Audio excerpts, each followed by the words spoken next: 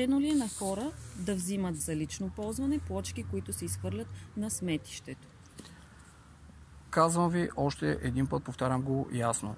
В ремонта в септември на булевард България плочки, които са втора ръка и са употребени, са давани на хора с изрично указание. Тези плочки да бъдат поставени на обществени места за сметка на хората, но случая не е такъв. И не приписвайте този случай на случая, с който е задържан Борислав Джонев.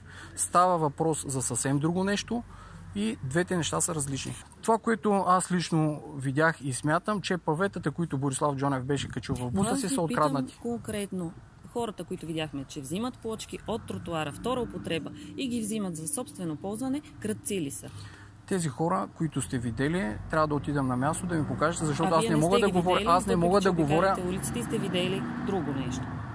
Въпросът ви е некоректен и това, което ще ви кажа, че човек да прибира имущество, което е общинско, без някакво разрешение, протокол и някакви обстоятелства, е нередно. А когато става въпрос за паветата, които бяха в буса на Борислав Джонев, това за мен е кражба. Просто ви ме въртите в някакъв кръг, явно искате нещо да кажа конкретно, което ви е удобно, но удобно на аз не мога. Взимат тротуарни кои хора? Плочки, веднага ще ви отговоря. Видяхме, вие не сте ги видял, че те взимат плочки втора употреба от тези, които ще отидат на бунището и ги взимат за лично ползване. Това прави ли ги крадци? Трябва ли да имат някакви специални разрешителни или могат спокойно да си ги използват, както видяхме?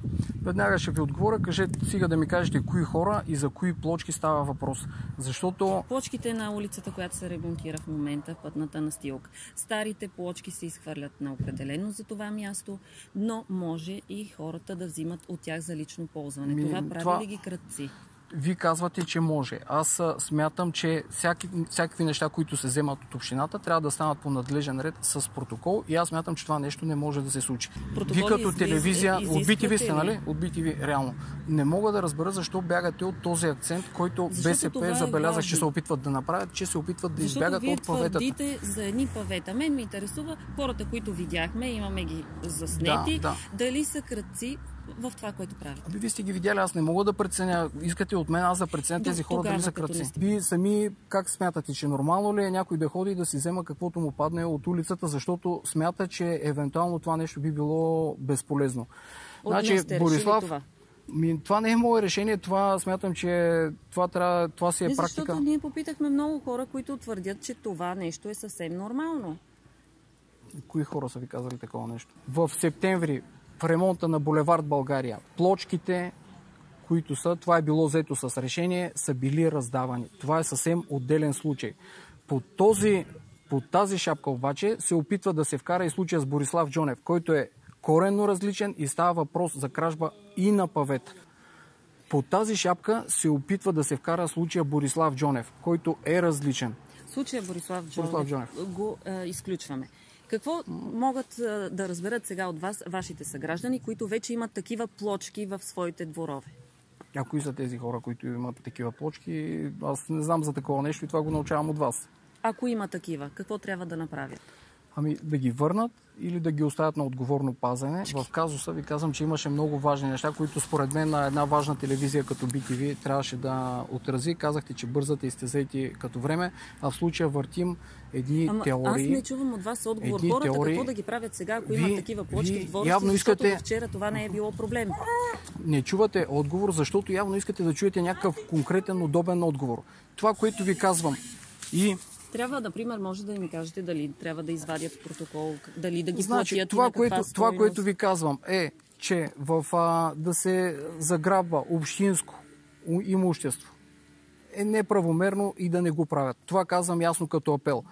Значи, да не се смесва случая с плочките, които са раздавани по времето на ремонта на булевард България и по-скоро да се потърси акцента как едно криминално деяние в един момент се опитва да бъде потулено от политическа сила под предлог че става въпрос за политическа репресия. Като тук е момента да кажа, че аз не съм избран от партия, аз съм независим кандидат. Значи от това, което ви ми казвате, става въпрос за неправомерно вземане на плочки, за което ви съветвам да подадете сигнал в полицията, за да може да бъде разгледан случая. Човек, който е взел общинско имущество без да пита, ви казвате, че е без вина виновен. Какво трябва да направят, за да не са крадци в този случай?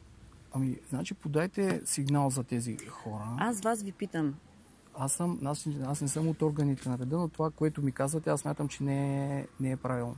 Наистина съм очуден, значи тези плочки не ви излизат от устата, значи за тези плочки потърсете явно по-компетентно становище от моето, защото аз виждам, че отговора, който ви давам, не ви върши работа. Нещо не ви харесва. Използвам, нека да кажем нещо друго, което е важно, което наистина смятам, че е важно. Добре, ако не ми кажете какво да правят хората с плочките, излиза, че вашите съграждани в огромната си част са крадци. Така ли да разбирам? Това ви го казвате. Аз просто не мога да ви... Говорете ми точно и конкретно. Какво да правят хората с тези плочки, които са вече в дворовите им, защото до вчера е можело да си ги взимат, а днес не може? Говорите за някакви граждани, някакви плочки, за нещо, което е можело, което ви казвам, че не е и така. В смисъл, това е... Вие ми приказвате някакви неща, които са просто... А вие бягате от отговора. Сега, категорично. Отговор, важното нещо, което смятам, че зрителите на BTV трябва да чуят, е, че за втори път, че Борислав Джонев би съдия... Не говоря за Джонев, говоря за вашите съграждани, господин. Вашите съграждани, които вече са взели от въпросните тротуарни плочки и ги имат в своите дворове. Какво да направят, за да не са крадци? Значи, молбата ми е да дадете списък с тези съграждани, за да отидем на място да ги погледнем и аз в същото време ще потърся компетентни органи, които да вземат становище и да може да намерим някакво решение, защото виждам, че е много важно за вас. Важно е дали трябва да ги платят, на каква цена ще ги платят, остойностени или трябва да бъдат тези плочки. Трябва ли да имат някакво разрешение да ги ползват? Обяснете, вие сте кмет. Сега, разбира се, значи ще ви помоля тогава за следното, за да може наистина да дадем един добър отговор на зрителите на BTV, какъвто заслужават. Молбата ми е всички ваши въпроси да ги дадете в писмен вид, за да може най-конкретно и точно. Сега ви питам. Разбира се, но аз съм сигурен... че бягате от този отговор, господин кмет. Това може да излиза само за вас. Аз съм сигурен, че зрителите на BTV ще ме разберат. Сигурен съм, че зрителите на BTV ще ме разберат и с тази цел искам да кажа, ако искате наистина да получите ясен и изчерпателен отговор, ще помоля журналистката, която е вашето име, ако може да кажете, аз също записвам разговора, нали? Нямате нищо против? Бихте ли ми казали вашето име? Вижте сега, господин кмет. В смисъл, не бягайте от отговора и ми кажете вашето име. Отиде до там, че аз не мога нищо да кажа на хората, които ви Продължавам с обращение към зрителите на BTV. При задаване на въпросите в писмен вид, аз наистина ще се постарая възможно най-изчерпателно да отговоря на всички въпроси. Още един път обаче ще ви моля, аз се представих Иван Каменарски, кмета на село Карабонар. В момента ми вземат интервю за BTV.